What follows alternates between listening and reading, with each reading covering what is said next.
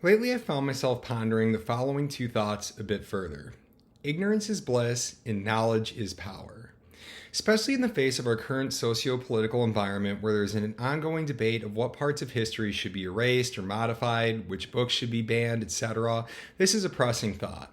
In a general sense, with ignorance being bliss, one essentially is freed from worrying about that of which they are unaware.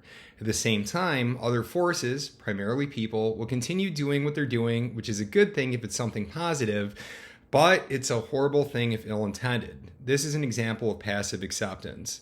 On the opposite end, knowledge is power allows you to become aware of self, others, many things you are likely interested in, but also things you might wish that you didn't know.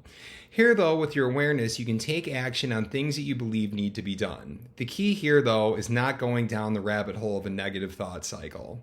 I would have to say, however, that with one of the greatest fears being that of the unknown, ignorance is bliss does little to prepare us for the future. I would even go as far as say that it leads to struggle in the present context as well. Then again, knowledge may lead toward anticipatory anxiety, worrying about the things that are yet to happen or perhaps never even will.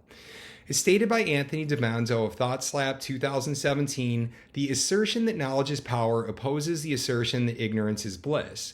If you continue that knowledge is power and you want to be blissful, then you should know how to be blissful and use that powerful knowledge to gain bliss. Even if power isn't necessarily happiness, it certainly can be viewed as a means to happiness. For example, the power to gain happiness. When it comes down to it, the primary person you can rely upon is you. You're free to choose a life where you continue to live in ignorance, or you may choose to acquire knowledge. But remember, even if you choose to live in ignorance, it doesn't preclude you from the consequences, which in some cases can be quite heavy. Further, the consequences for ignorance oftentimes extend well beyond you, but to others. Proceed wisely.